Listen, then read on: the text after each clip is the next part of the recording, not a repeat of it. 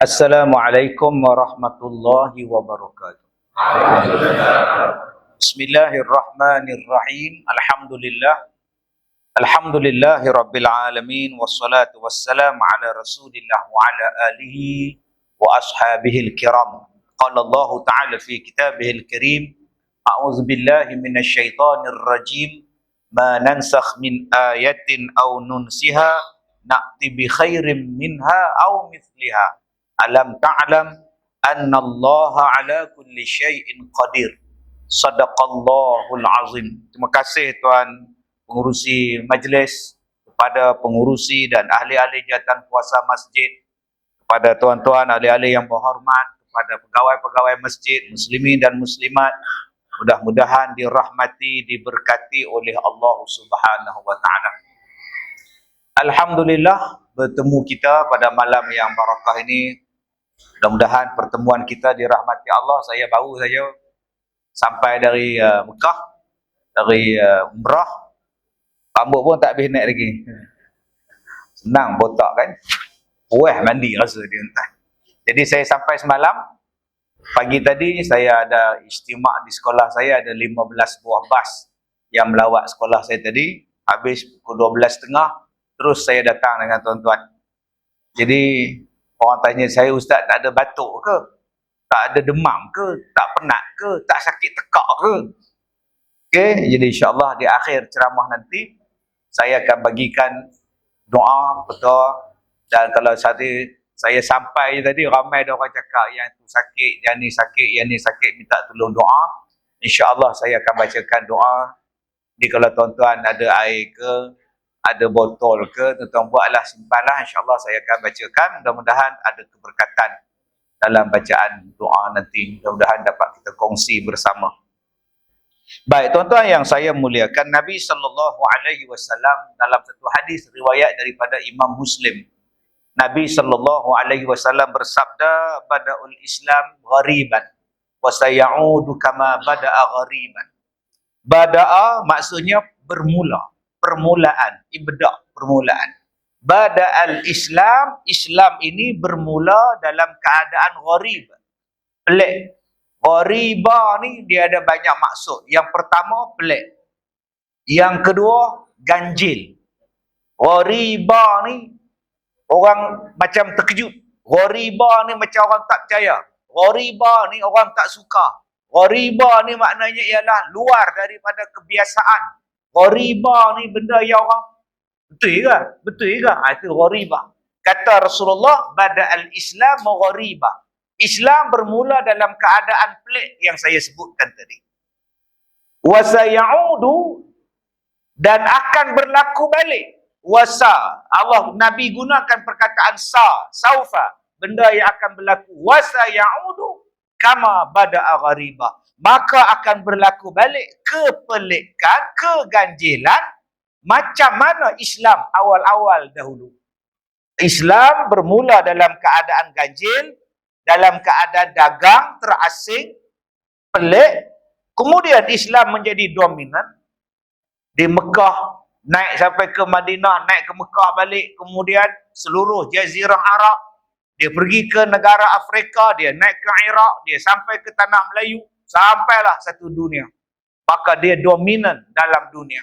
Dan kata Rasulullah, di akhir zaman, dia menjadi ganjil semula.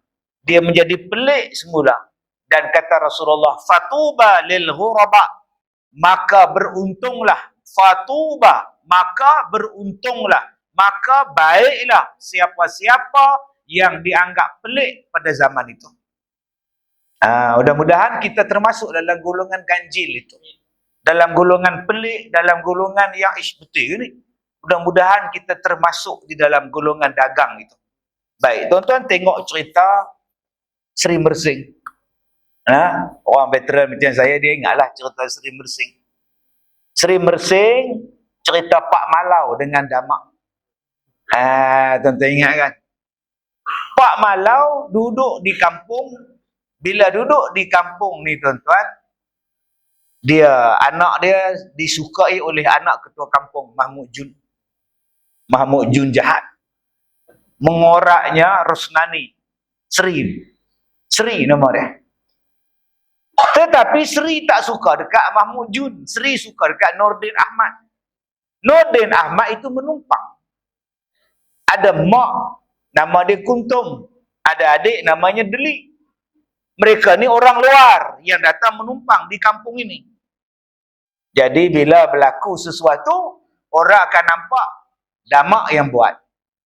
Bila sakit saja, damak yang sihirkan. Hilang je barang, damak yang buat. Benda tak elok je berlaku, damaklah buat. Sebab apa?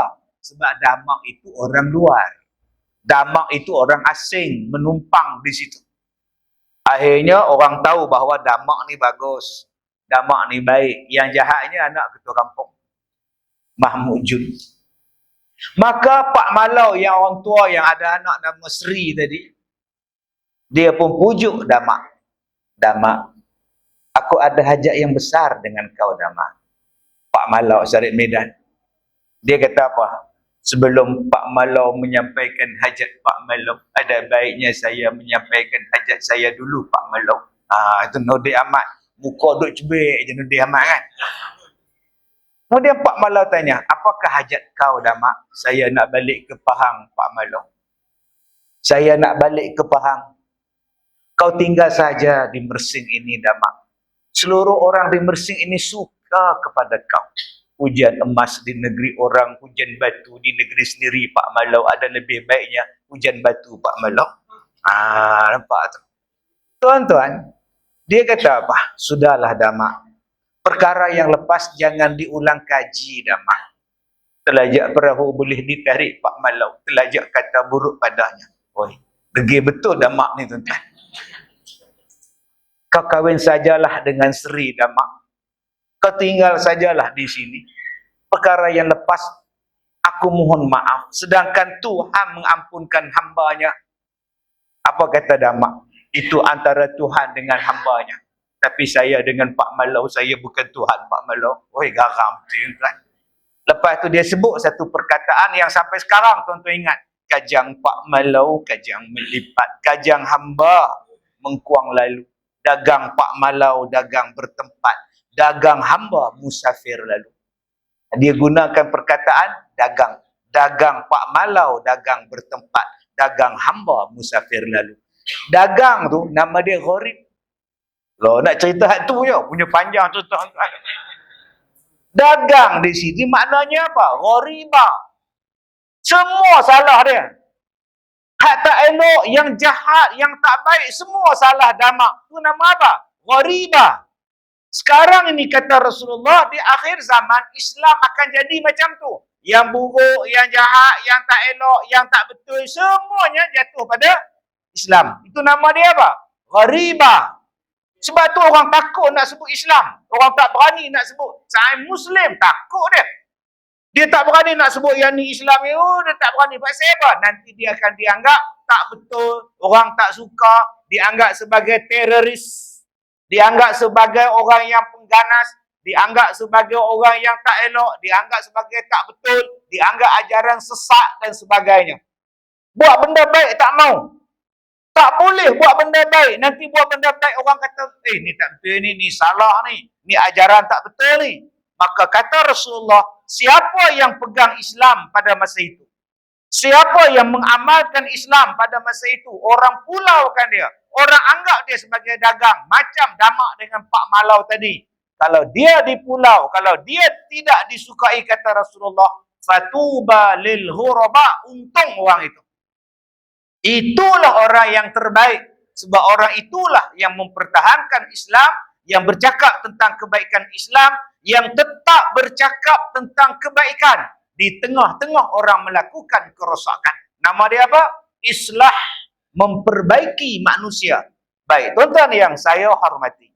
Yang pertama malam ni saya nak sentuh tentang ghuraba ataupun gharib ataupun gharibah. Kalau gharib satu benda pelik, nama dia gharib. Mai banyak-banyak, nama dia ghuraba.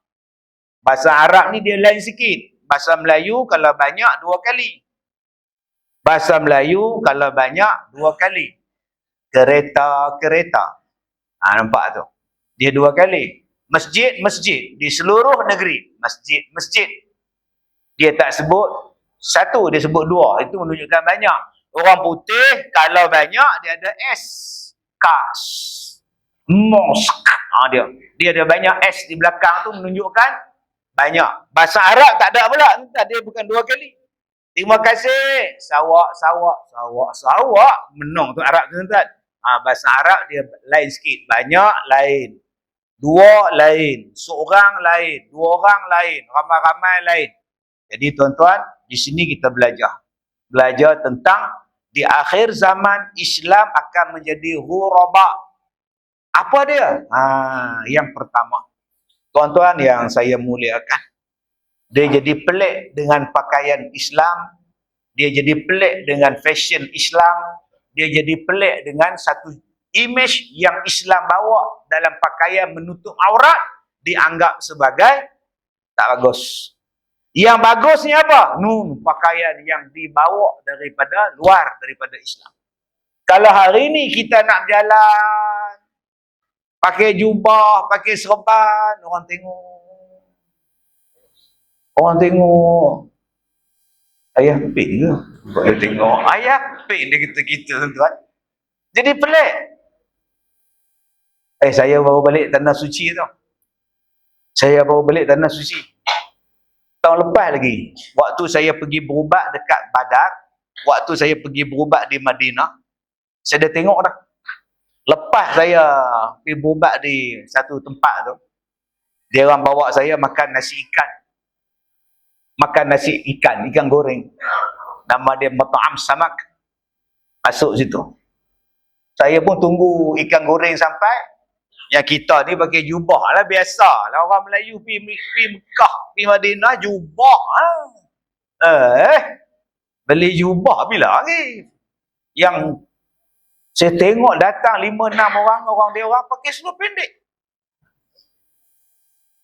Datang, saya duduk kan style restoran Arab kan, style dia duduk kat dinding menyanda dekat sofa rendah tu kan. Dia orang datang. Malaysia? Ya, Malaysia. Malaysia bagus. Saya kata, hang tak bagus. Hang kata Malaysia bagus, hang tu tak bagus. Pakai seluar pendek tuan. Saya kata kat kawan saya, satu hari nanti dalam Masjid Nabawi tu, kawasan luar pun orang pakai seluar pendek. Betul tuan. Dah pakai lah. Dah benda tu dianggap normal sekarang. Saya pergi ke satu tempat melawat, saya tengok orang putih. Tengah saya buat taklimat tu, pada jemaah, orang putih lalu. Orang putih, saya kata berhenti sekejap. Tuan-tuan tengok di belakang. Benda yang kita tak pernah tengok sebelum ini. Orang bukan Islam berada di Tanah Suci. Hari ini tuan-tuan dah ada orang bukan Islam. Saya pergi hambat dia orang tu dalam 10 orang. Saya pergi. Saya tanya orang putih tu, dari mana? Poland dia. Saya tanya dekat dia, are you Muslim? No. Tidak Islam tuan-tuan. Dulu jaranglah kita dengar. Tak pernah kita dengar tuan dulu ni. Sekarang dah jadi normal tuan-tuan. Yang bukan Islam sampai di situ. Jadi kita yang masih mempertahankan Islam, yang masih sayang pada Islam ni, alhamdulillah orang kita. Di Melaka ni tuan-tuan ni, kuliah maghrib ceramah saya ni. Macam ni. Tak muat dalam surau dalam masjid. Alhamdulillah. Yang dah masuk pakai jubah, itu imam. Penceramah je tak pakai jubah. Tuan. YB pun pakai jubah. Tuan. Masya Allah. Jadi tuan-tuan yang saya muliakan, saya nak cakap bahawa biar orang tengok kita pelik. Biar orang tengok kita pelik. Fashion kita tu, orang perempuan jadi pelik. Engkau ni tak panas ke pakai tudung? Engkau ni tak panas ke pakai tudung? Engkau tak limas ke? Berapa ramai orang hari ni tak mau pakai tudung. Tak mau tutup aurat. Dia kata jadi nanti nak pergi tempat lain, orang tak suka. Pakai kepiah, pergi tempat orang lain nanti tak suka. Sebab immigration dia kacau, bila pakai kepiah dia kacau, bila pakai janggut pun dia kacau. Ada negara yang bila nak cek pasport, dia tengok kita pakai janggut, dia kacau. Sebab tu ada orang Islam terpaksa buang janggut dia supaya boleh masuk dalam negara dia orang. Dia jadi menyusahkan kita, menakutkan kita. Sampai ada negara yang ada nama Muhammad pun menjadi susah. Dan ada orang Melayu hari ini tuan-tuan yang nak buang nama Muhammad daripada nama anak dia. Dia kata saya nak buang sebab Muhammad ni mak saya yang nak letak, bapak saya nak letak. Kita orang tak nak sangat bernama Muhammad. La ilaha illallah. Dia angkat sumpah baru tuan-tuan. Pasal apa? Nak pakai nama lain. Tak mau pakai nama Muhammad sebagai permulaan pada anak laki-laki dia. Yang inilah yang Nabi sebut dalam satu hadis. Nabi kata di akhir zaman ini apa yang akan berlaku? La yabqa minal Islam illa ismuhu. Tidaklah tinggal pada Islam itu melainkan hanya pada namanya sahaja tuan-tuan. Baik tuan-tuan yang saya hormati. Jadi walau apapun keadaan kita sekalipun, kita berfashionlah dengan pakaian menutup aurat kita. Saya duduk atas kapal terbang. Saya ni jenis tak tidur. Atas kapal terbang pun tak tidur. Duduk di bawah pun tak tidur. Saya tidur dalam kereta tadi. Bila tak tidur, duduk tengok apa lah yang kapal terbang. Tengok pramugari. Sekejap jalan, kejap masuk, kejap jalan. Allah. Hai. Tapi saya seronok kapal terbang dia ada surau. Boleh sembahyang kat surau. Nah, seronok tuan-tuan. Seronok. Alhamdulillah. Baik.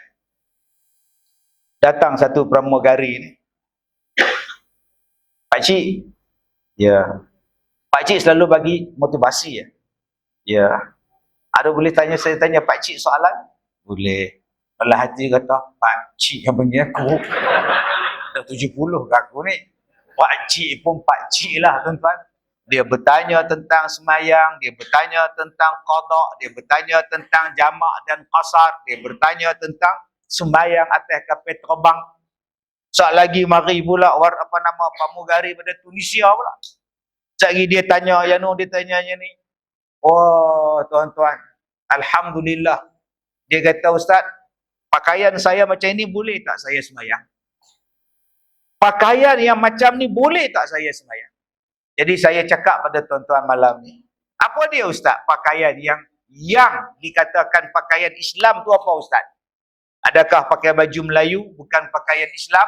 Pakai kemeja macam saya ni bukan pakaian Islam? Yang pakai jubah saja pakaian Islam? Ya saya jawab senang aja. Pakaian Islam ialah pakaian yang membolehkan awak sembahyang bila-bila masa. Bersih, menutup aurat, tidak menyerupai pakaian orang lain yang tidak Islam. Awak boleh sembahyang anytime. Macam itulah orang perempuan. Apa dia pakaian muslimah? Pakaian yang membolehkan sembahyang bila-bila masa. Sebab ada perempuan komplain, orang laki-laki senanglah Ustaz nak sembahyang. Macam kita orang ni bila nak sembahyang, ya Allah nak cari telekung, kain telekung, ya Allah susah Ustaz. Orang laki-laki senang, kemeja seluar boleh sembahyang, kita orang susah. Itulah kan, saya kata Kak, yang pakai telekung sembahyang ni, yang negara dia, hujung dia sia-sia. Nah dia ni banyak pakai telekung. Yang hujung negara tu nama dia sia-sia. Malaysia, Indonesia, yang sia-sia je hujung dia ni. Negara-negara lain kau pakailah tutup aurat, pakai baju kurung, pakai sarung lengan, pakai tudung, sembahyang Allahu Akbar. Simple. Sebab ada orang dia tak mau turun sembahyang. Kak Som, mainlah sembahyang. Apa asal duduk dalam bas? Tak bawa telekung. Tak apa, telekung masjid ada. Tak apalah, tak suka kongsi-kongsi. Tak apalah. Mainlah sembahyang. Tak apalah, tak bawa telekung. Kenapa tak bawa? Tak sangka nak sembahyang. Astagfirullahaladzim. Tak sangka nak sembahyang, kata dia tu. Padahal sembahyang tu dah berusia ribuan tahun. Ribuan tahun. Kak Som baru umur 70 tahun. Maknanya nak pergi mana pun tahu dah sembahyang. Ada orang tanya, dia kata Ustaz, Nabi Muhammad naik ke langit Isra' Mi'raj untuk mengambil perintah sembahyang. Ya. Tapi yang saya belajar, sebelum Nabi dapat perintah sembahyang, Nabi dah sembahyang. Nabi duduk dalam Gua Hira, Nabi sembahyang. Nabi pergi depan Kaabah, Nabi sembahyang. Nabi kena seksa bila Nabi sembahyang. Soalan saya, Nabi ni sembahyang ikut siapa? Oh, sudah. Nabi naik ke langit, ambil perintah sembahyang. Tapi sebelum Nabi ambil perintah sembahyang, Nabi dah solat. Jadi solatnya cara apa, Ustaz? Oh, Nabi Muhammad sebelum dilantik menjadi Nabi, Nabi dah bersunat. Soalan dia, bersunat tu amalan siapa? Mesti ada yang menjadi asas dia. Yang menjadi asasnya ialah daripada Nabi Ibrahim alaihis salam. Itu kaedah dia. Jadi datang perintah solat, Nabi tengok, Nabi nampak, maka datang solat yang dibawa syariat ke atas Nabi Muhammad sallallahu alaihi wasallam. Tuan-tuan yang saya muliakan. Jadi lepas ni, apa pakaian yang kita nak buat? Kita pakai pakaian yang membolehkan anytime kita sembahyang. Abang-abang, boleh tak pakai seluar jin? Boleh. Jangan pakai yang terkoyak. Jangan pakai yang singkat. Bila sujud, bila rukuk, nampak luar punggung. Tak maulah macam itu. Jangan pakai rok lagi. Ni yang terbelah, terkoyak seluar jin. Tak terkoyak pun gunting. Rockers, tak mau dah. Biar orang kata kita ni, apalah kau ni skema lah. Sekarang zaman rock, macam ni lah pakaian dia. Apa pasal kau pakai macam ni? Supaya aku boleh semayang bila-bila masa. Ada juga yang tak semayang. Walaupun seluar, walaupun baju dia okey, dia tak semayang. Kita tanya driver bas, express ke driver bas yang kita sewa rombongan. Bang, jom semayang. Tak apalah. Okey lah semayang. Semayang lah bang, kita rehat di masjid semayang. Tak apa. Seluar kotor lah. Kotor? Kena najis ke? Tak ada kena najis. Seminggu tak basuh. Seluar jin, maklumlah jin. Seminggu tak basuh, dia kata. Soalan dia, ada najis tak pada seluar jin? Tak ada. Kalau tak ada, boleh semayang. Tapi tak selesa lah Ustaz, ada seminggu. Kapet kita dah 10 tahun tak basuh. Ada tuan-tuan rajin basuh kapet? Tak ada siapa rajin tuan-tuan. Habis kuat vacuum je. Itu je. Tai cicak pun gini je. Bawa bekas gini je. Boleh je semayang. Selagi mana tidak ada najis, selagi mana dia bersih, kering, tak ada apa, solatlah. Walaupun seluar abang tu dah setahun tak basuh. Janji tidak ada najis. Jadi tuan-tuan yang saya hormati, walaupun kita dianggap pelik dengan fashion kita, walaupun kita dianggap pelik dengan pakaian kita, tak apa, teruskan. Sebab ada orang yang pelik bila isteri dia pakai purdah. Kamu ni tak lemah ke pakai purdah? Bang, muka saya ni untuk abang je. Lagipun saya malas bersolek. Nak keluar rumah pakai ni rosak muka saya bang. Saya bersolek depan abang. Selek rumah saya tutup. Selama abang tak ada siapa nak ngorak saya. Yalah, nampak pelik mak Zoro pula. Habis tu yang abang pakai face mask 24 jam tu tak pelik abang? Tak pelik. Yang abang pakai face mask ni, tidur pakai face mask. Bayangkan tak? Ada yang mandi laut pakai face mask. Masa COVID hari tu. Ni COVID tinggi pula dah. Dia kata, lepas ni nak mandi kena pakai pula. Ya abang, saya pakai face niqab, abang pelik. Ya abang pakai face mask, abang tak pelik. Jadi pelik tuan-tuan hari ni.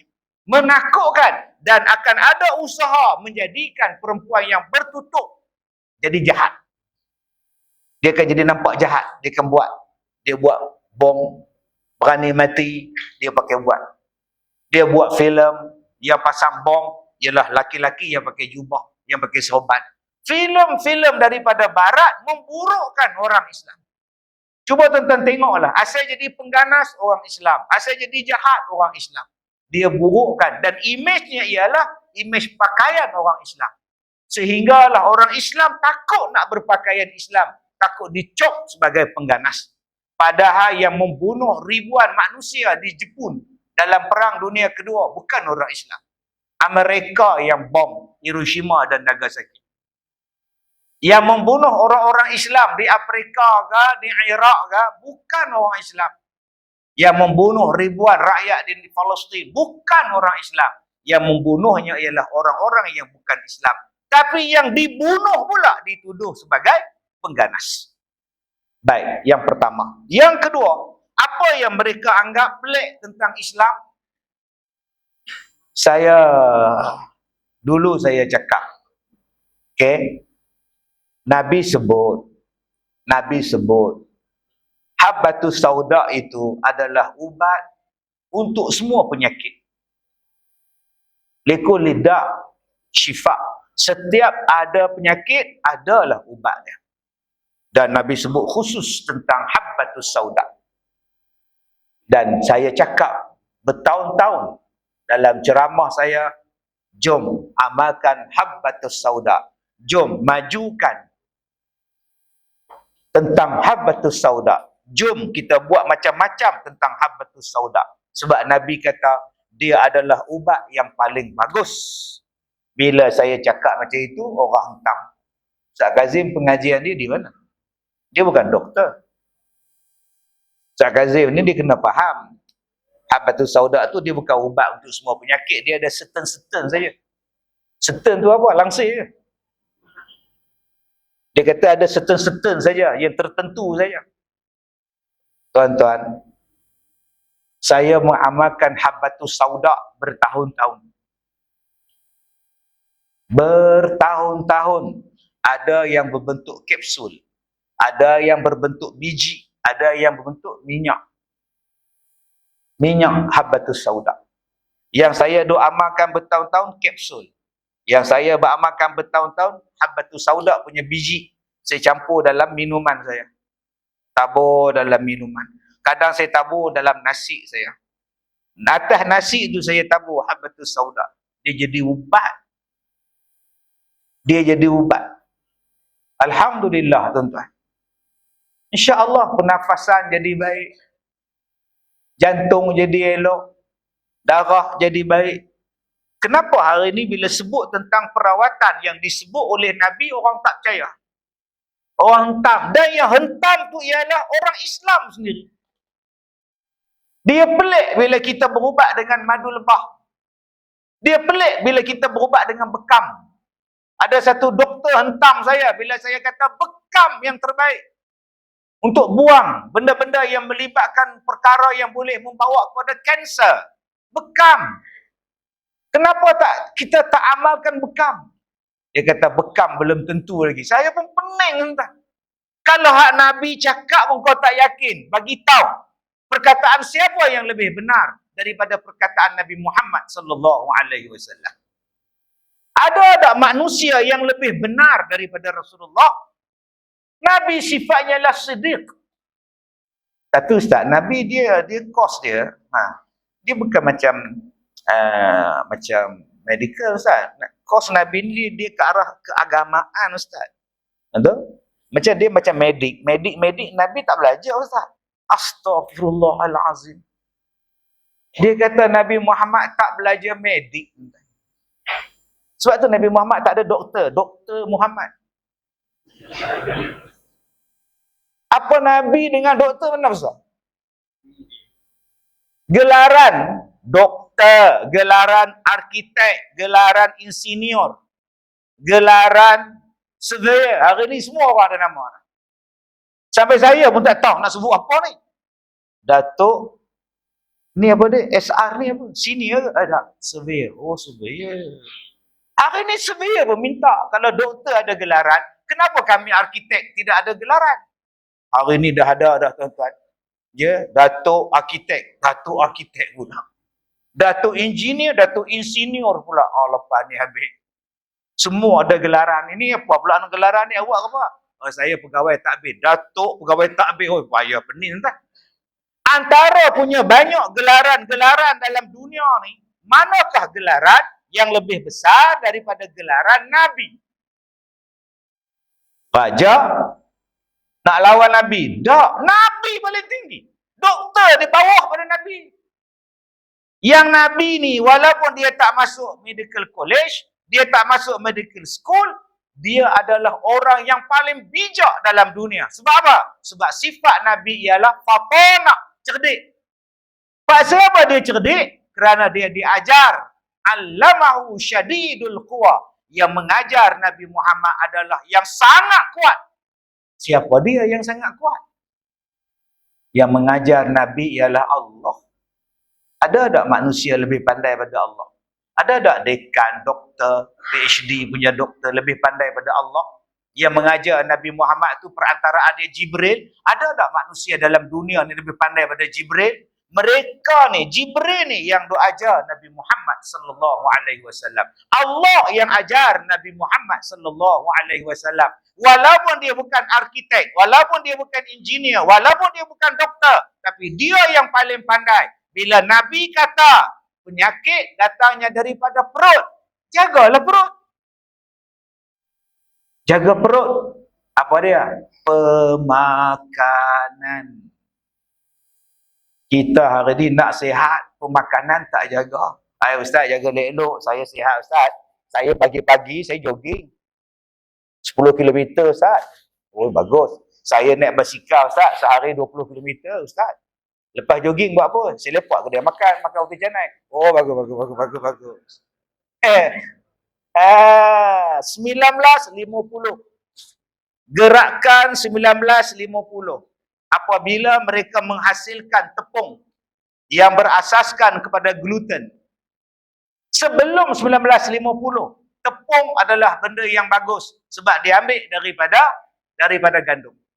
Tetapi selepas 1950, berlakunya hybrid besar-besaran dalam pemprosesan tepung. Ditambahkan satu lagi benda, nama dia gluten. Dia merangsang supaya dia jadi lebih putih. Tepung tadi dia lebih tahan lama. Tepung tadi dia lebih ringan. Maka tuan-tuan, akhirnya gluten itulah yang membawa keradangan. Gluten itulah yang meningkatkan metabolisme keradangan. Yang menaikkan bacaan gula, yang menaikkan kencing manis dan sebagainya. Sebab tu kalau tuan-tuan tanya, Ustaz makan tepung? Tak. Saya makan tepung yang tidak ada gluten. Ustaz makan roti canai? Makan. Bila? Minggu lepas di Madinah. Setahun sekali. Roti canai setahun sekali. Pasal apa? Pasal dia ada gluten. Ustaz makan roti Bengali? Tak. Pasal apa? Dia ada gluten. Saya jaga badan saya. Supaya bacaan gula saya bagus. Sebab Nabi pesan, yang nak masuk dalam perut kita, tolong jaga elok-elok. Habis itu apa yang Ustaz makan? Saya makan tepung, tapi tidak ada gluten. Yang tidak merosakkan badan saya. Alhamdulillah Ustaz. Saya macam Ustaz juga. Nasi saya tak makan. Habis itu, saya macam nasi saya ganti dengan kuih tiaw. Cantiklah. Kuih tiaw sama lah abang. Oi. Daripada abang belasah kuih tiaw, biar abang makan nasi. Tuan-tuan, kan Nabi pesan, jangan makan makanan waktu panas. Nabi sebut, kita hari ni, mari makan, tengah panas ni sedap. Panaslah yang merangsang darah, tuan-tuan. Tunggulah makanan tu sejuk sikit, nasi tu sejuk sikit, baru makan. Tapi kita hari ni kalau makan nasi sejuk, nasi pun dah sejuk lah. Tambah dia pelahiran Rohingya pula. Duk keluar dalam TikTok tu. Komplain nasi sikit. Tak padan Rohingya tuan. Bagi makan peri pun syukur dah. Sikit-sikit. Perut besar kata dia. Tuan-tuan, tunggu nasi tadi sejuk sikit. Nabi pesan, jangan makan waktu panas. Lepas ni, pesan Rasulullah, kita ikut. Walaupun nampak pelik. Bayangkan tuan-tuan, hari ni kita makan api atas meja. Yang mana faham? Tak faham dah. Siap-siap dengan dapur sekali. Dia duk kacau ni. Buh sayur, buh ini, buh ni. Ngap. Panas. Pelik makan. Kemudian kita mengadu, kita sakit. Kemudian kita mengadu, kita tak sihat. Macamlah dia tu. Sehat. Siapa? Dia lah penceramah tu. Dia pun sakit. Astaghfirullahalazim. Tuan-tuan, ni sakit saya. Ni. Tuan Haji nampak lah. Nampak Haji kan? Itu sakit saya. Sakit saya ni, ada orang cakap, Ustaz Kazim tu dia tak pergi hospital. Apa pula tak pergi hospital? Pergi hospital perawatan juga. Tambah kita di Malaysia ni tuan-tuan. Untung kita di Malaysia. Saya pergi ke sebuah negara, tuan-tuan. Sekarang tak boleh sebut. Jangan sebut nama negara dalam mana-mana ceramah. Nanti Facebook kena bank, TikTok kena bank, payah. Jadi ban ni payah. Saya pergi satu negara, bila saya pergi, dia tanya satu aja. Do you have medical card? No. Credit card dah have. Debit card I have. No. Medical card. Oh, dia tanya medical card. Tak ada yang tu, tak ada. Oh, susah. Kita bersyukur, tuan-tuan. Tu pun kadang-kadang ambil ubat tak makan. Bayar RM1.2, dapat ubat. Ubat simpan, tak makan. Allah sayang, tuan. Kalau tuan-tuan tak makan ubat, jangan ambil. Bazir, kesian bagi orang lain. Saya pergi buat program dekat dengan tempat kanser. Doktor tu beritahu pada saya, satu rawatan kanser, satu ubat dia berbelas ribu. Sekali injek saja, Ustaz. Bayangkan berapa ramai Ustaz tiap hari dia injek untuk kanser, berbelas ribu. Allah, yang kaki tangan kerajaan pencen dapat free. Yang kaki tangan kerajaan sekarang masih berkhidmat dapat. Yang mak, anak cikgu, mak sakit, mak pun dapat tumpang. GL anak. Di negara-negara lain tak ada GL lah, tuan-tuan. Guarantee letter ni tak ada dah, habis. Bersyukur. Walaupun sakit, ada lagi tempat rawatan untuk kita. Saya cakap pada tuan-tuan tentang perawatan tadi. Nombor satu, Nabi pesan pada kita, kalau nak makan, janganlah makan waktu panas. Biar makanan tu sejuk sikit. Hari ini keluar. Kemudian Nabi pesan kepada kita, jangan duk hembus, jangan duk tiup makanan panas. Minuman panas jangan. Orang tua-tua dulu nak minum kopi, bubuh dalam piring. Bagi dia buka dulu, bila dia buka sejuknya cepat, baru minum. Kita sekarang pula bawa dengan dapur, dengan tunggis sekali. Tunggis pun bawa atas meja makan. Kita kata kita canggih. Wow. Tu macam mana, tuan-tuan? Kita nak cakap kita nak sihat. Kemudian Nabi pesan pada kita tentang kebersihan makanan. Jaga. Kemudian Nabi makan roti yang dipanggil syair. Syair lain. Yang tuan-tuan tengok cerita Piramli Al-Kisah Thayyib. Al-Kisah tersebutlah kisah Thayyib. Sang kancil datang beramai, itu syair. Sekali Arab. Itu syair. Syair adalah roti kasar. Selalu ustaz-ustaz bila berceramah dia kata apa? Nabi Muhammad dia hanya makan roti kasar je. Nabi Muhammad makan roti kasar, nama dia syair. Bang, roti kasar tu, syair tu, nama dia fiber, bang. Nama dia fiber. Penuh dengan serat, dia mengabsorb makanan kita. Sebab tu bila Rasulullah badan dia, tuan-tuan buka dalam hadis, Rasulullah bila dia mandi, Rasulullah kalau dia mandi, air jatuh daripada kepala ni, turun ke muka, turun ke dada, turun ke hidung, air dia turun straight ke bawah. Slim badan Rasulullah. Kita kalau mandi, turun ke muka, turun ke dada, main ke perut, jadi air pancut, terjun ke depan. Allahu Akbar. Naya ni. Tu pun kita kata, aku ikut sunnah Rasulullah. Tu dia badan. Jom kita makan benda yang berasaskan kepada oat. Kepada fiber. Roti-roti yang fiber. Sekarang ada oat, tapi dia orang campur gula. Ada oat, dia orang campur dengan susu. Dia tak nampak original oat. Ambil original punya oat, makan. Tak sedap, Ustaz. Itulah makanan terbaik untuk awak. Pemakanan. Banyak sangat hari ni orang makan makanan yang diproses. Ayam yang diproses, daging yang diproses. Yang diproses, dimakan. Kenapa kita tak ambil makanan-makanan semula jadi? Ustaz, saya makan sayur, Ustaz. Bagus. Tapi itulah, ada juga penyakit juga. Macam mana, ya? Abang ingat sayur abang tu sihat? Awal-awal tanam dah racun. Bila berbunga, racun. Nak ngelakkan binatang malam-malam, racun. Sekali lagi nak sembuh, sebelum dipetik, racun dulu. Tambah nak bagi buah tu nampak warna purple. Lagi disembur je warna purple. Cantik je buat pajeri. Berapa banyak tuan-tuan. Sebab tu yang terbaik belakang rumah punya sayur. Yang terbaik sendirian berhad tepi rumah punya sayur. Dulu mak kita bila basuh beras, air beras siram pokok. Dulu mak kita, opah kita bila siang ikan, basuh ikan, air daripada ikan tu siram pokok. Sekarang nak siang ikan pun tak nampak, nak basuh beras pun tak nampak lah. Semua grab je. Habis tuan-tuan, pokok menung. Siapa nak siram aku ni? Mudahnya hidup kita sekarang. Masya Allah. Sebab itu saya buat di Sungai. Di Sungai saya buat sekolah saya. Sekolah pondok saya yang baru ada 9 ekar.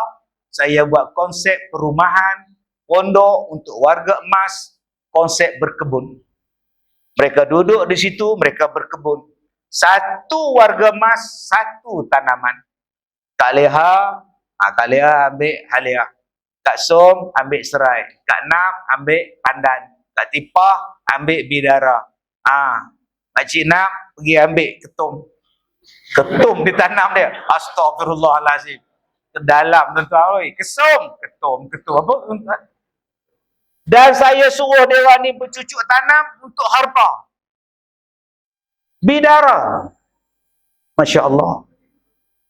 Ubatnya tuan-tuan. Tunjuk langit, empedu bumi. Yang ni dah habis, anak-anak kita dah tak tahu dah. Allah Ta'ala sebut dalam Quran, dijadikan semua benda dalam dunia ni untuk kita. Allazi khalaqalakum ma fil ardi jami'a. Dijadikan apa benda dalam dunia ini untuk kita. Tapi sayang tuan-tuan, anak-anak kita dah tak tahu dah. Daun ini untuk apa?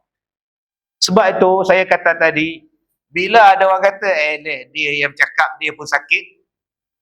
Betul, saya sakit. Tapi bila saya sakit, saya ambil satu pengajaran. Allah suruh saya belajar. Allah suruh saya pergi belajar.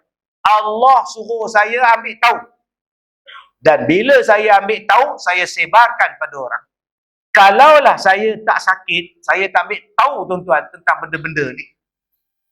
Bila saya sakit, pergi berubat, belajar dengan orang yang ubat. Macam mana ubat dia? Mau cari daun tu, mau cari daun tu, mau cari daun tu. Buat mari kat aku. Daun ni untuk apa tuan? Oh, daun saja. Buah dia, buah ni untuk itu, buah tu untuk itu. Saya belajar tuan. Daripada tahun 97, mula-mula saya dapat santau, sampailah tahun lepas, masih lagi belajar. Untuk orang yang penyakit buasir, cari buah yang macam buasir. Itulah ubat.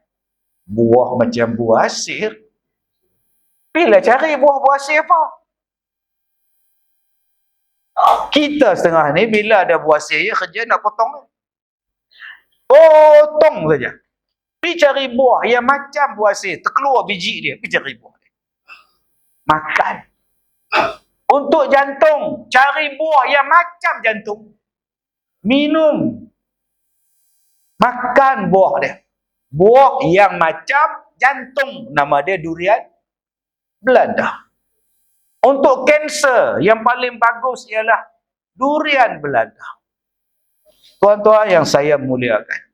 Bila saya mula kena santau tahun 97, badan saya sekeping.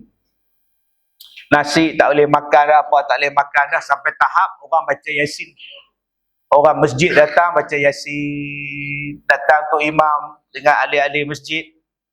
Baca, sedang tengah-tengah duk baca, boleh stop. Ada lagi, sambung. Astagfirullahalazim. Dia pun ingat saya mati. Subhanallah. Jadi akak-akak, apa yang baik santau? Baiknya santau, dia mengurangkan berat badan. Jadi akak-akak kalau rasa nak kurus, ya Allah, nak santau, insya-Allah. Kuruslah badan.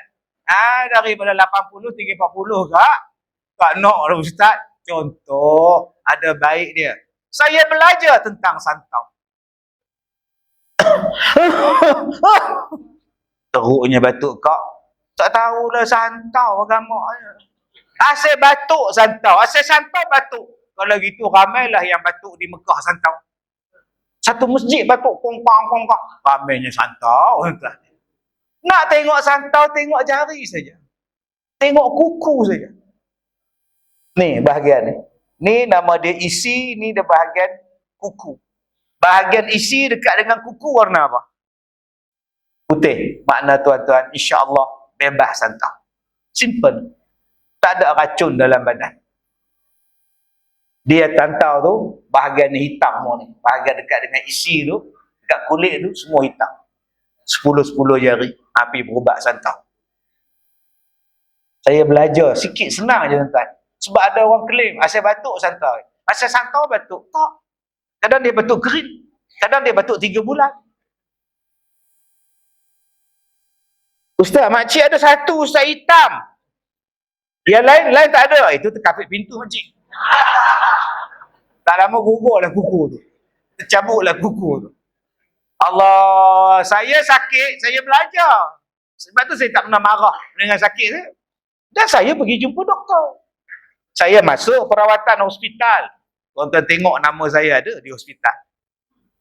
Doktor sampai jaga kenal Ustaz Kazim. Sebab apa-apa pun saya ke hospital. Jadi jangan kita kata Ustaz Kazim tu tak percaya hospital. Hei, buku saya ada kat hospital lah. Saya buat jantung di hospital. Rawatan kencing manis saya pun di hospital. Saya buat operation 4 kali, 5 kali di hospital. Saya tak buat rawatan operation gaib. Ada yang buat operation batin. Allah! Buat apa ni? Rupa belah perut. Belah perut. Allah Akbar. Masuk. Masuk apa pula? Perut tak terbelah. Lah, jenis tu tak ada lah tentang. Tak payahlah. Nah, kita buat. Seperti kes kulit saya hari tu. Satu Malaysia kecoh. Ustaz Kazim kena katak puru. Satu Malaysia kecoh.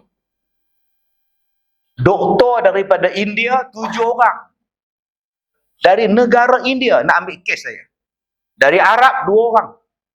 Di Malaysia saya berubat, saya jumpa 15 pakar. Dia orang ambil kulit saya, dia orang kikis kulit, dia orang potong kuku, dia orang ambil rambut, dia orang ambil darah, dia orang ambil daging saya. Saya kata ambil lah. Silakan, saya ikut saya. Apa cakap doktor, saya serah pada doktor. Janji, saya tahu penyakit dan kita ubat penyakit. Tahap dia yang paling last, dia orang ambil daging paha saya. Biopsi. Saya kata tak sakit, rupa sakit. Dia tak jalan dia punya apa? Bius dia. Mula-mula dia tekan, kita bius sikit nak. Okay, boleh. Dia pun tepuk. Sakit? Oh, sakit dah. Ada rasa sakit. Oh, bius belum jalan lah. Lama sikit dia datang balik. Sakit? Dah tak sakit dah. Okay, kalau begitu kita boleh ambil lah. Dia pun tarik. Oi, baru saya tahu rupanya biopsi macam itu. Dia buat keluar daging kita, tarik buat keluar. Aduh, sakit. Tadi you cakap tak sakit. Sekarang sakit. Oh, bius tak jalan lah, kata dia. La ilaha illallah. Dia jahit mentah-mentah, tuan-tuan. Buatlah doktor, saya ikut je. Result dia apa? Negatif. Tidak ada penyakit. So, tuan-tuan nak kata apa? Jadi jangan cakap saya tak buat. Ada satu doktor cakap pada saya, you sudah tua, ini sakit orang tua. Oh. You relax lah. Orang tua ini macam lah, kulit semua jadi macam ini macam. Oh. Aku baru 50, masa bila pula aku tua je. Dia lagi tua dah saya. Dia kata ini orang tua punya penyakit, mesti ada kulit hitam punya. Yang paling yang menyeronokkan saya tengah konsak dengan satu doktor. Dia duduk depan sini, saya menghadap dia. Tangan saya macam tu. Duduk atas meja dia, tangan. Dia duduk ambil BP kan, tangan tu. Tengah dia duduk tulis. Doktor, you see what? My hand. You see the bleeding? You garu lah. You pun tahu, mana ada saya garu ini macam, mana ada. You tengok bleeding. Wah. Wah, gitu. Tiba-tiba aja berdarah. Muka berdarah, sini berdarah, tangan berdarah. Dia nak kata apa? Okey, cukup. Sekarang saya kata saya nak berubat cara saya pula. Sebab kita selawat, Allahumma salli ala Sayyidina Muhammad tibbil qulub wa dawaiha wa shifaiha. Nabi Muhammad tu tak ada dah, tapi kebaikan dia, kemuliaan dia, kebarakatan dia ada lagi tak?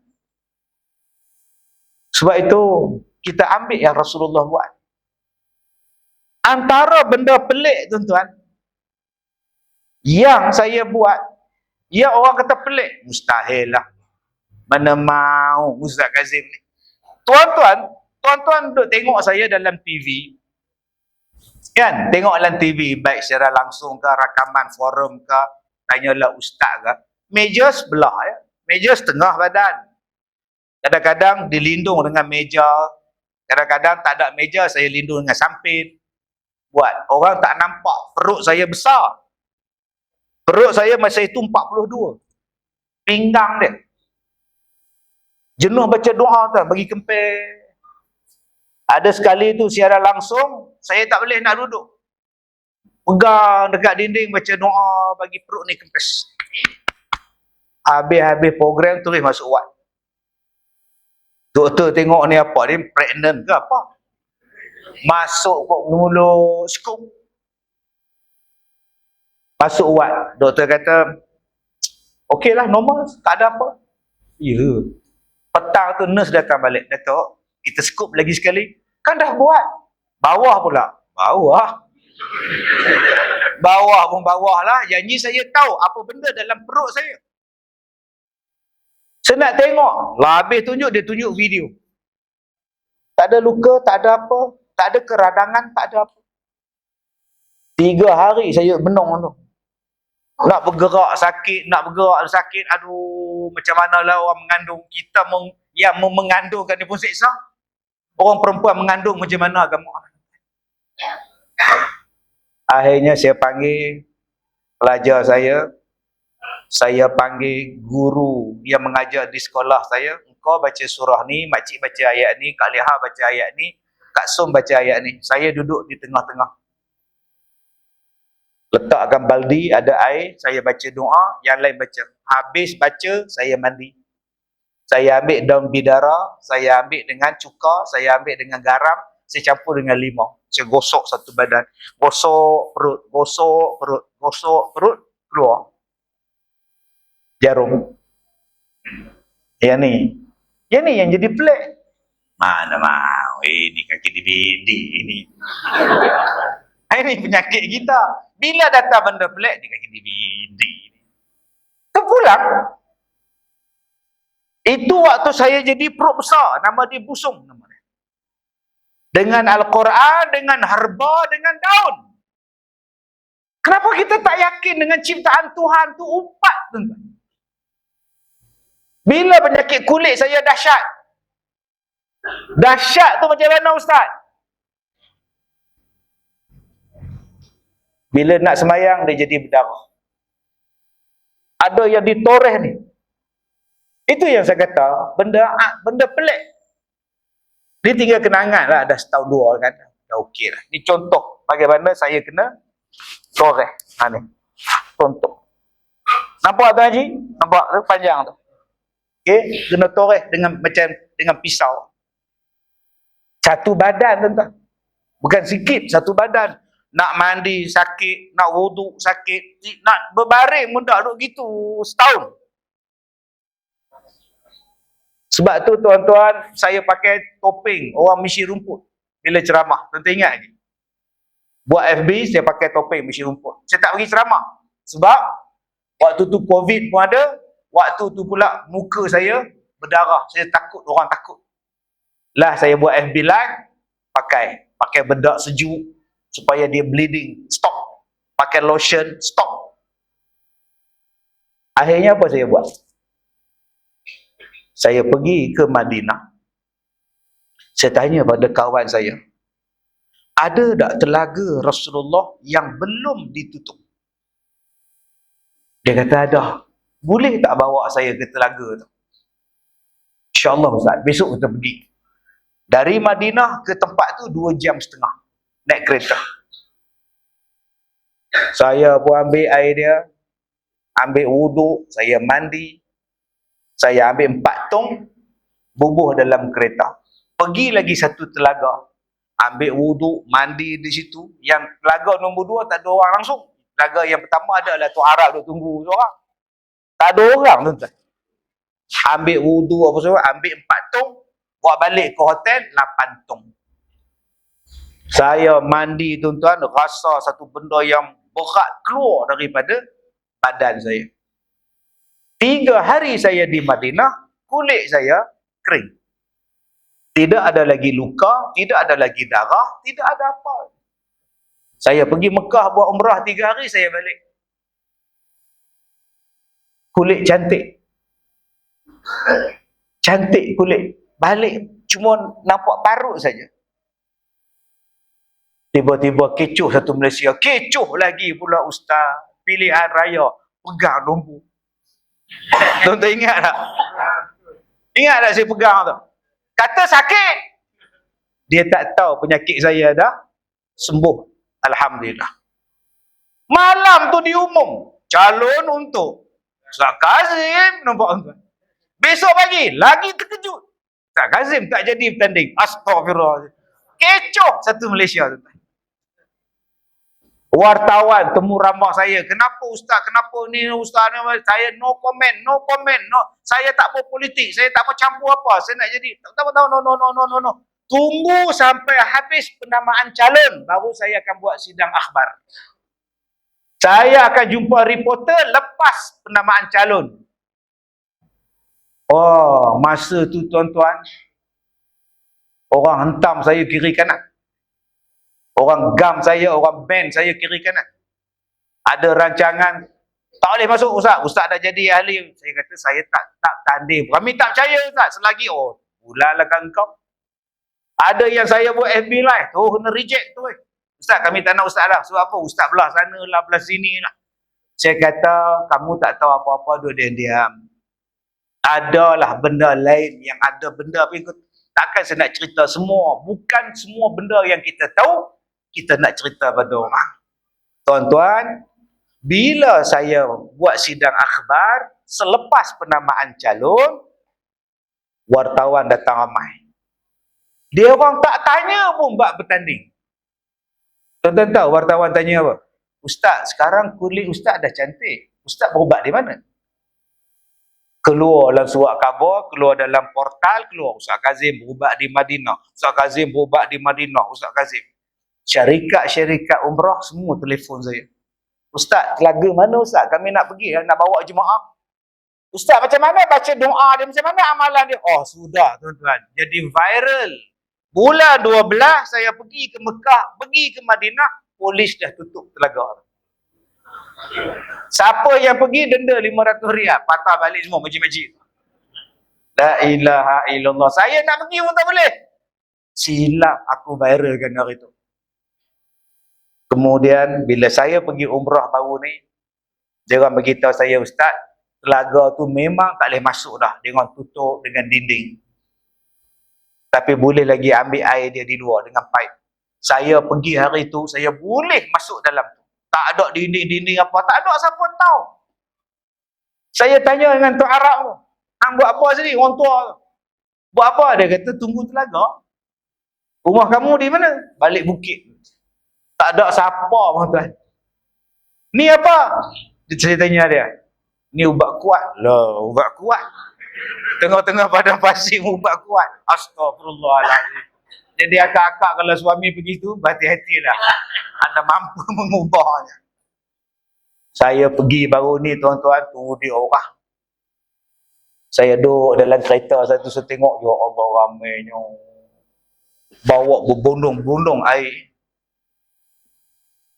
Malah ada yang sampai bertumbuk, berebut air.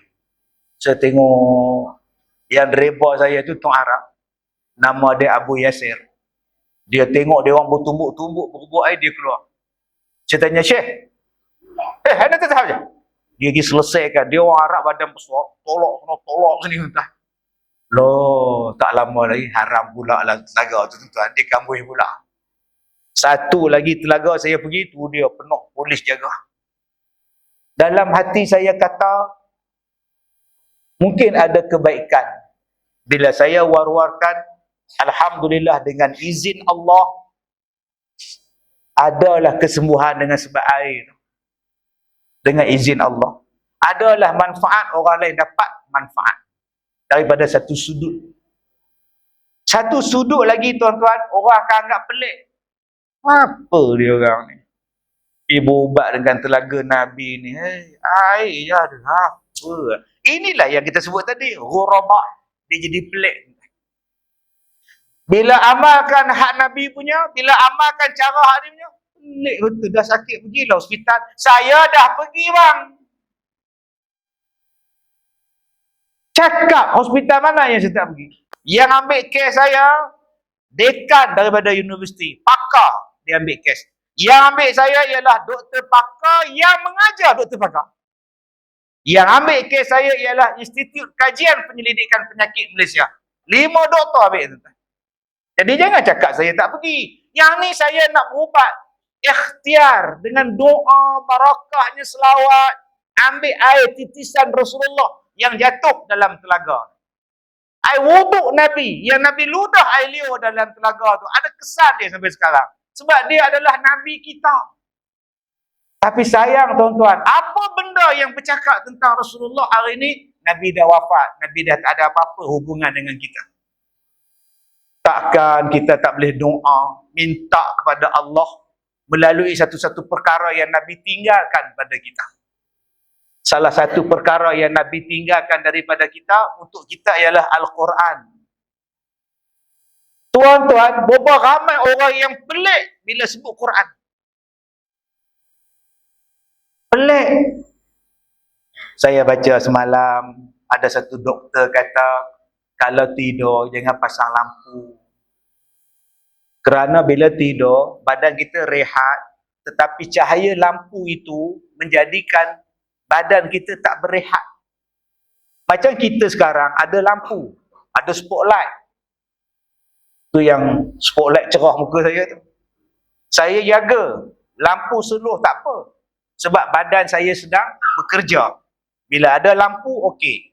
Bila tidur, badan kita berehat. Bila berehat, bila ada lampu, badan itu akan terus bekerja. Sedangkan dijadikan tidur itu, waja'alna naumakum subata. Dijadikan malam itu rehat, dijadikan tidur itu rehat. Tiba-tiba dia jadi tak berehat. Tuan-tuan cuba tengok ada orang yang tanam sayur. Pokok dia, malam-malam terang benderang. Cuba tengok sayur dia. Pasang lampu. Siang matahari, malam lampu. Di mana tempat tu? Tuan-tuan ingat? Di mana tempat orang tanam sayur boleh banyak di Malaysia?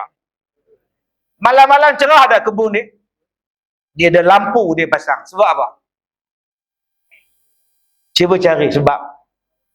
Sebab nak bagi tahu kot, pokok tu kena bagi tahu kot. Siang, membesar lah kau cepat.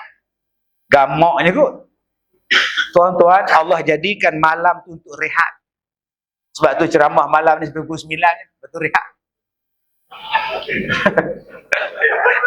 Pukul 9 sudah. Rehat, tidur. Dan tidur tu pula padam lampu. Matahari bagus tak? Bagus. Tapi kalau 24 jam matahari ada, apa jadi? Tak ada malam. Apa jadi pada kita? Oh, mati kita. Sebab tu Allah jadikan siang dan malam. Untuk siang, malam. Begitulah Nabi pesan, bila tidur, tutup lampu. Kita pula kiri kanan lampu tidur. Pasal lampu tengah tu, mak takut gelap. Hari ni doktor dah kata, kalau boleh padamlah. Sebab lampu yang dipasang itu, waktu tidur, dia boleh membawa macam-macam kesan pada badan kita. Tuan-tuan, Rasulullah, dia bukan doktor. Tapi dia lebih pada doktor. Doctor in the house. Nak makan boleh, jangan melampau. Wala tusrifu. Saya makan durian, walaupun saya ada kencing manis, tapi saya makan seulah dua. Saya makan es krim, duduk di Arafah gini. Bila lagi nak makan es krim? Makan, tapi saya tak makan sampai satu kotak. Nabi dah pesan, Allah dah pesan, jangan melampau. Nabi pesan penyakit daripada perut. So, jangan melampau. Abang sakit apa? Stroke. Darah tinggi ada? Ada. Kencing manis? Lah. Jatuh tu bila? Lepas makan durian. Oh banyak? Tak banyak, 2 biji ya. 2 biji tak banyak. Mata dia ni sebelah kanan menghadap Singapura, belah kiri menghadap Pening. Tengah-tengah tak ada mata. Ah sudah. Itu melampau. Nabi pesan jangan melampau. Sampailah kuliah ni pun jangan melampau. Sebab tu Abu Hurairah disuruh mengajar tiap-tiap malam. Abu Hurairah kata boleh, tapi aku takut kau orang jemu. Selang-selang lah. Nabi kata puasa yang terbaik, puasa siapa? Puasa Nabi Daud. Hari ni puasa, besok buka. Hari ni puasa, besok buka.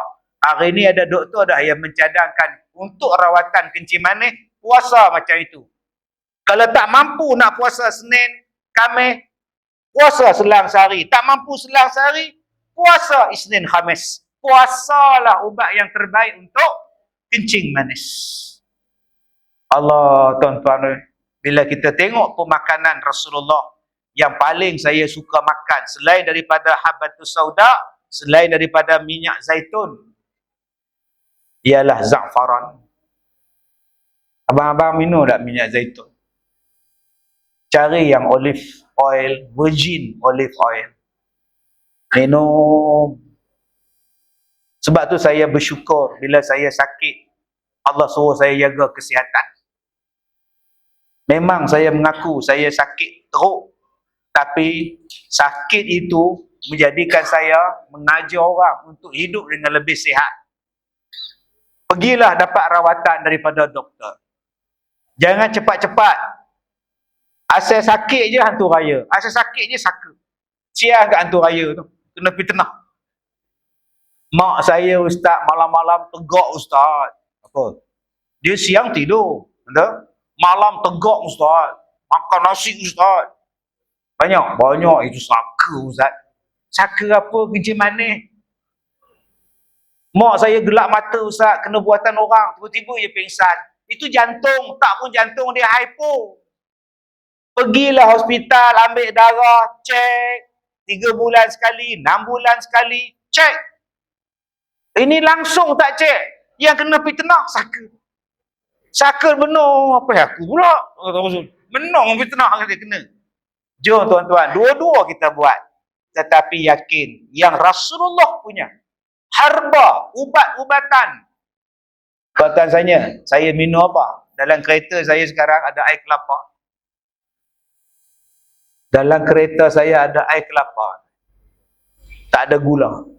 Tak ada ais, tak ada gula. Air kelapa saya minum. Saya minum za'faran setiap hari. Saya minum minyak zaitun setiap hari. Saya minum madu lebah setiap hari. Tak ada lah ustaz, madu lebah pun gula tinggi, darah tinggi, kencing manis tinggi. Itu madu tipu. Abang beli di mana? Beli situ RM15 sebotol, RM10 sebotol. Itu gula Melaka bang. Tak lah abang duduk Melaka, abang minum gula Melaka banyak. Madu. Ustaz, macam mana nak tahu madu yang original? Cari pada orangnya. Saya dapatkan madu yang original daripada satu imam di Bahau, Negeri Sembilan. Dia panjat bukit, dia panjat pokok, dia bawa madu. Kalau tak ada madu daripada dia, saya ambil madu daripada kawan saya dari Hat Nyai. Daripada Chiang Mai. Siam. Sebab dia belah madu dalam kebun longan. Dia buat kebun longan, dia belah madu. Dia belah lebah. Dan madu dia saya ambil.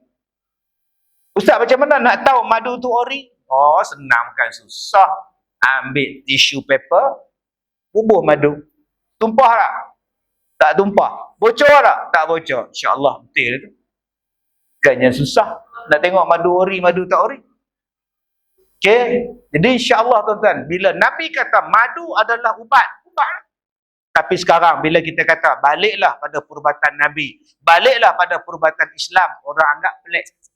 Apa dia ni? Pelik ni. Terpulang. Tuan-tuan. Sebab tu bila jadi sakit pada saya nak ajak tuan-tuan untuk kita ambil yang Rasulullah ajar, yang Islam ajar. Macam mana nak buat? Nak tidur. Mai Ustaz. Masa dah tamat je nak ke? Oh belum, ingat masa dah tamat. Baik. InsyaAllah saya kata tadi, kita akan baca doa untuk yang berhajat. Jadi tuan-tuan boleh standby nanti ya. Ada 2-3 petua yang saya akan ajar nanti. Baik. Yang ketiga, yang kita jadi pelik tuan-tuan. Di akhir zaman ni jadi pelik. Saya bersyukur pada Allah Subhanahu Wa Taala pengimarahan masjid khususnya di negeri tuan-tuan. Alhamdulillah. Bagus. Tadi ada orang tanya pada saya, Ustaz, macam manakah cara nak bagi ramai anak-anak muda datang ke masjid? Anak muda datang ke masjid sekarang jadi pelik. Sin, mana Sin? Masjid. Masjid. Mana buat tu?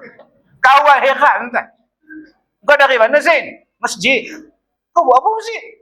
Dia heran anak muda ke masjid. Kalau orang tua ke masjid itu normal. Hari ni orang tua pun tak minat masjid. Dia minat bidang dut. Ini pelik ni tuan. Maka tuan-tuan boleh tengok orang yang datang ke masjid adalah muka yang sama. Malam ni ceramah saya di sini, tuan-tuan datang. Malam besok ceramah ustaz lain, masjid lain, muka ni juga. Inilah yang Nabi sebut di akhir zaman. Masajiduhum amirah wa hiya kharabun minal huda. Ada masjid cantik, tapi petunjuk tidak ada. Saya rasa masjid negeri Melaka tuan-tuan ni jemput saya lebih daripada 6 kali. Aktif. Tapi ada setengah tempat tuan-tuan tak ada dah. Ada setengah negeri tak ada dah. Tak dibenarkan pun. Ada toliah pun tak boleh sekarang ni. Menung tuan-tuan. Yang ceramah saya dalam TV ada, dalam radio ada, siaran langsung TV ada. Negeri ni tak pergi ceramah pula. Pelik. Aku ni tak laku tang mana tu. Yang TV ada, siaran langsung ada, forum perdana Ehwal Islam ada. Mai ke negeri, no. Ustaz Kazim, no. No. No, sudah. Kemudian kau cakap, macam mana nak tarik orang datang masjid? Nak tarik orang datang masjid, saya bagi contoh di Melaka. Ada masjid yang ambil kehadiran anak-anak bujang, anak-anak muda datang masjid. Dapat 40 kali dapat hadiah basikal. Di Melaka tempat dia. Itu bukan setakat anak muda datang masjid, anak tua pun datang. Kau dapat basikal BMX, jadilah. Dan saya pergi ceramah di masjid tu, saya tengok budak-budak ramai. Dia kata, Ustaz, dulu kita buat kempen, dapat basikal. Kesan daripada dia orang datang semayang berjemaah dan melekat dah. Ada satu masjid di Gerik, saya pergi. Saya tengok lelaki-lelaki, anak-anak muda 70%. Saya ingatkan ini ceramah untuk anak-anak muda. Saya tanyalah, malam ni ada program apa ramai-ramai korang? Memang kami tiap-tiap malam macam ni Ustaz. Seimbang dengan pengurusi masjid, memang kita meraihkan anak-anak muda. Di situ untuk dia orang main bola, di situ untuk dia orang barber, gunting rambut, situ untuk dia orang lepak. Mereka buat masjid yang mesra orang.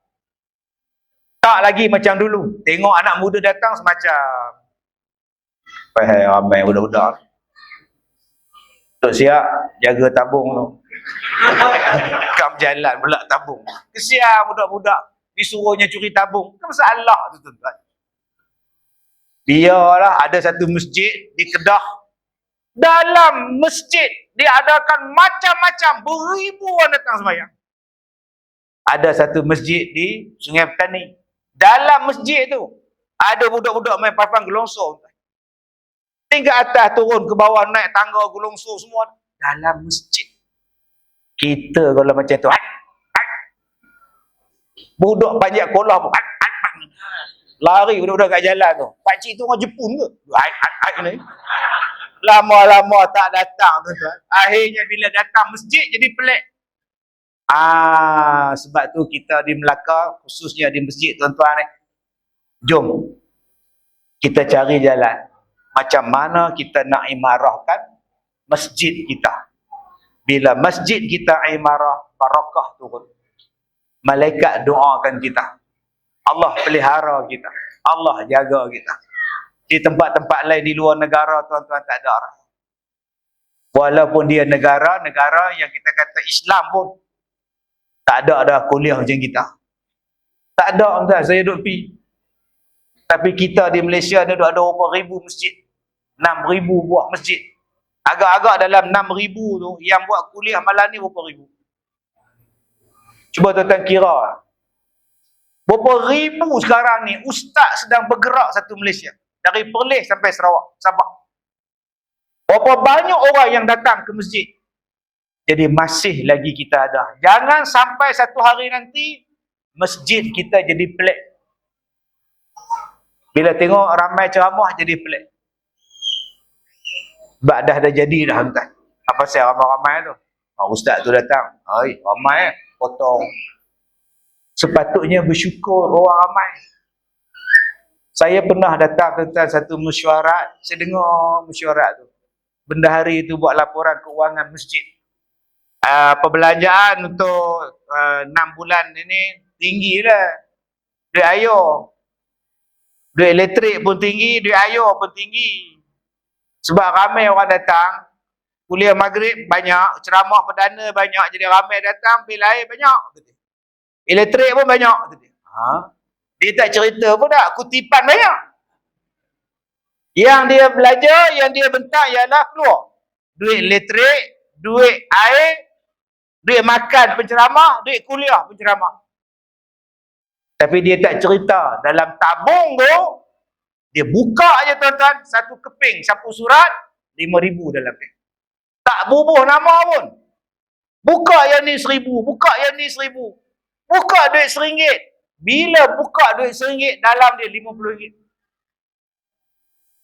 Masya Allah. Lepas buat kuliah saya, jumpa bendahari. Bil air, saya bayar. Bil elektrik, saya bayar. Speaker, saya ganti baru. Masya Allah. Ni yang banyak berlaku tuan-tuan. Sebab bila dia tengok masjid kita aktif, dia buat. Dia tengok tak ada kipas, kata dia. Makcik bagi kipas. Opah bagi kipas. Sebab apa? Sebab makcik nak belajar. Sebab setengah masjid tuan-tuan, kipas angin dia pun nazak tahap sakratul maut. Dah lah satu. Kipas pula Allah. Bedridden punya kipas. Duk tegak. Dia tekan tak bergerak-gerak. Ya Allah kipas ni. Bila nak tukar? Ada kipas yang bergerak. Tapi sebelum bergerak tu, kena pegang dinding, bangun. Macam kita lah tu. Dia bunyi tu Allah. Mengucap siap-siap apa. Buatnya jatuh atas kepala aku, putus kepala aku. Jadi insya-Allah tuan-tuan, kita ambil keputusan malam ni, mulai hari ni, baik di masjid kita atau seluruh Melaka ni, kita mengamalkan yang Islam bawa. Islam bawa bukan pergaduhan, Islam bawa bukan perpecahan. Islam membawa kasih sayang. Biar orang pelik tengok kita. Walau berbeza pahaman politik, tapi kita adalah bersaudara. Tak ada gaduh-gaduh apa. Kami sepupu, kami 2 pupu, kami satu kampung, kami satu negeri. Kami nak jaga negeri kami. Biar orang terpelik. Apa sepelik korang ni? Yang kedua, kita jadikan masjid kita ni tempat kasih sayang kita. Tempat berpadu kita, bersatu hati, mohon pada Allah. Allah Ta'ala beri kebaikan pada kita. Sokong masjid. Ada aktiviti apa yang boleh kita bantu, kita bantu. Macam malam ni ada ceramah perdana. Apa nak bantu? Tak tahu. Nasi bungkus ya? Jadi, bagi nasi bungkus. Air mineral 1, nasi bungkus 1. Tuan-tuan, nasi disediakan di luar. Ambil seorang satu. Ada Ustaz malam ni Ustaz? Tak ada ya? Tak ada. Ada? Oh, roti. Rotimu okey lah. Tapi gluten Ustaz? Tak apa. Bismillahirrahmanirrahim la yadurru ma'asmihi syai'un fil ardi wala fis sama'. Bayangkan tuan-tuan, saya pergi satu masjid, mula-mula masjid sponsor. Lama-lama masjid tak payah sponsor. Nasi kandar sponsor. Nasi wangi sponsor. Orang sponsor, caterer sponsor.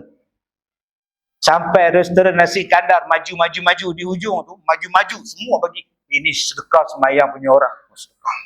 Oh, nasi biryani. Lah sekali kami tak nak sponsor. Sebab setiap orang kampung masing-masing bawa makanan. Yang itulah yang paling saya suka. Haji Dolah, nasi lemak, Haji Usuk, bihun. Haji Manap, mi goreng, Baharom, bawa agar-agar. Kak Leha, bawa tepung bungkus. Seri Muka, Kak Som bawa. Seronoknya. Haji Yusuf balik istimewa. Dia bawa bekal siar tu. Siar tingkat tu kosong, tak bawa apa. Begini lenggang. Yang pelik je bila balik berat begini balik. Jadi yang mana faham, tak faham sudah. Kita berkasih sayang. Tak payah gaduh-gaduh. Seronok tuan-tuan malam ni. Kita datang seronok, semayang seronok. Kita mohon pada Allah mudah-mudahan. Sekarang kita duk baca COVID lah, meningkat lah apa semua. Mudah-mudahan Allah pelihara kita, negeri kita insya-Allah. Baik, jadi kita bacakan doa. Untuk yang datang malam ni, yang berhajat, yang ada kanser lah, anak dia kanser, anak dia ditidurkan pun ada, sakit kepala melampau. Ada yang kanser tadi, 3 orang datang jumpa saya sebelum saya naik tadi. Okay, ni ada yang pesan daripada Nurul Akidah, Syahmi binti Abdul Latif, Jumayyah binti Ahmad. Ada yang telefon saya tadi, suami dia kena stroke dan doktor dah belah kepala dia, otak dah mati, kata dia, Ustaz tolong doakanlah. Baik, yang pertama untuk dia orang. Yang kedua untuk semua yang datang. Jadi jadikan doa yang saya belajar, yang saya amalkan ni tuan-tuan pun amalkan. Yang pertama, tuan-tuan jangan lupa surah Hud ayat 56. Okay, amalkan selalu. Inni tawakkaltu 'ala Allah rabbi wa rabbikum. Ma min dabbatin illa huwa akhidhun binasiyatiha inna rabbi 'ala siratim mustaqim. Surah Hud ayat 56. Tolong amalkan tiap-tiap kali selepas solat. Ayat ni untuk apa Ustaz? Ayat ni untuk Allah Ta'ala jaga kita. Allah Ta'ala berikan kekuatan pada kita. Ya, kalau ada orang nak buat jahat pada kita, orang nak buat tak elok pada kita, insya-Allah. Selalu saya bacakan ayat ni pada polis, pada tentera, pada orang yang menjaga keamanan. Ya, sebab kadang-kadang banyak orang yang tembak, yang tikam orang sekarang ni. Nombor 1. Nombor 2, saya minta pada tuan-tuan amalkan surah Al-Kahfi ayat 18. Ayat ni bila tuan-tuan keluar daripada rumah, bila tuan-tuan masuk rumah, kunci pintu, baca ayat ni. Tuan-tuan tinggal kereta ni hujung tinggal kereta. Siapa jaga? Allah jaga. Baca doa ni. Okay, surah Al-Kahfi 18. Wa tahsabuhum aiqaza wa hum ruqud wa nuqallibuhum zatal yamin wa zatal shimal wa kalbuhum basitun zira'i bil wasit. Law ittala'ta 'alaihim lawallaita minhum firara wa lam mulita minhum ru'bah. Allah jaga harta kita. Allah Ta'ala jaga kebun kita. Tak payah nak belah hantu raya dah. Okay. Nombor 3. Surah Toha ayat 55.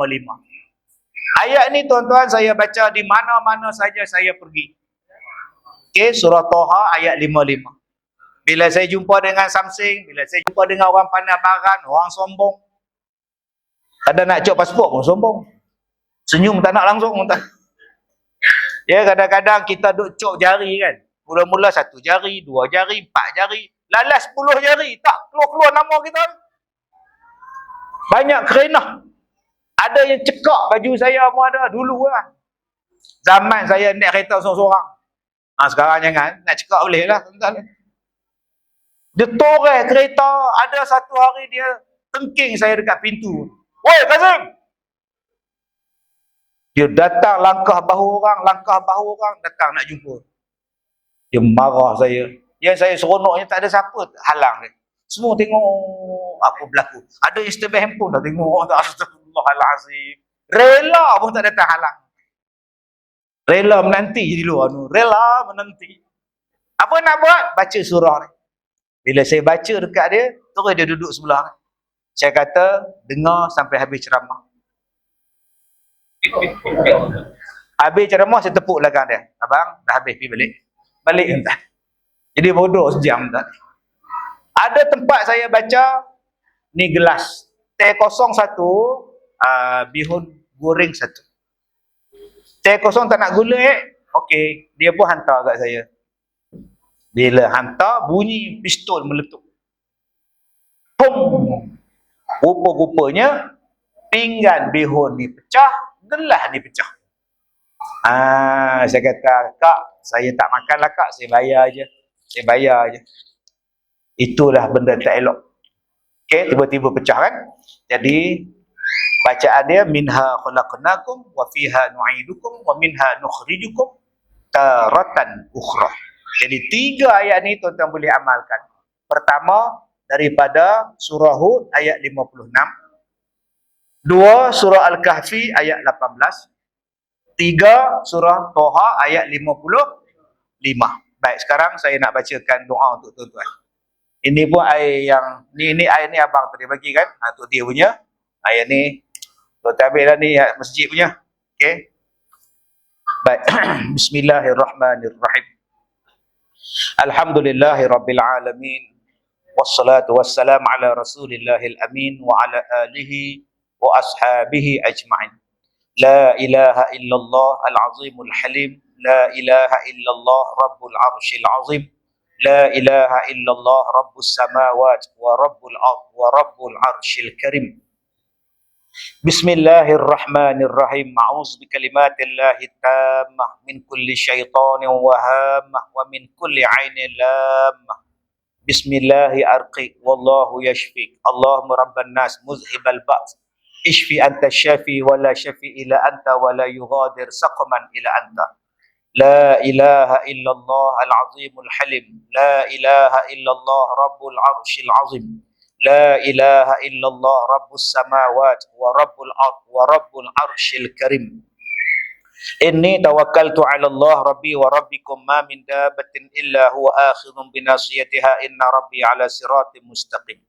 Inna waliyyi Allah allazi nazzala al-kitab wa huwa yatawalla as-salihin. La ilaha illallah al-azimul halim. La ilaha illallah rabbul arshil azim. La ilaha illallah rabbus samawat wa rabbul arshil karim. Qala fahbit minha fama yakunu laka an tatakabbara fiha fakhruj innaka minas saghirin. Qala khruj minha mad'uman madhura laman tabi'aka minhum la'amla'anna jahannama minkum ajma'in. La ilaha illallah al-azimul halim. La ilaha illallah rabbul arshil azim. La ilaha illallah rabbus samawat wa rabbul arshil karim. Allahu latifun bi'ibadihi yarzuqu man yasha' wa huwal qawiyyul aziz. Allahumma faqihhu fid din wa 'allimhu at-ta'wil. La ilaha illallah al-azimul halim. La ilaha illallah rabbul arshil azim. La ilaha illallah rabbus samawat wa rabbul arshil karim. Wa tahsabuhum ayqazan wa hum ruqud wa nuqallibuhum zatal yamin wa zatal shimal wa kalbuhum basitun zira'ihi bil wasid. Law ittala'ta 'alaihim lawallaita minhum firaran wa lamulita minhum ru'ba. Bismillahilladzi la yadurru ma'asmihi syai'un fil ardi wa la fis sama' wa huwas samiul 'alim. Bismillahil kabir. A'udzu billahil 'azim min kulli syarri arqin wa min syarri harin nar. Wa sallallahu ala sayyidina Muhammad wa ala alihi wa ashabihi ajma'in. Walhamdulillahi rabbil alamin. Taqabbalallahu minkum. Saya minta maaf jika terkasar bahasa. Bagi tuan-tuan yang nak bantu sekolah saya rasa ada wakil daripada sini yang menjual produk yang tuan-tuan boleh beli, boleh masuk dalam tabung sekolah saya. Antara yang paling orang duk cari sekarang ialah kopi ala Kazim tu. Baik, cukup sekadar itu. Saya minta maaf jika terkasar bahasa. Wabillahi taufiq wal hidayah. Assalamualaikum warahmatullahi wabarakatuh.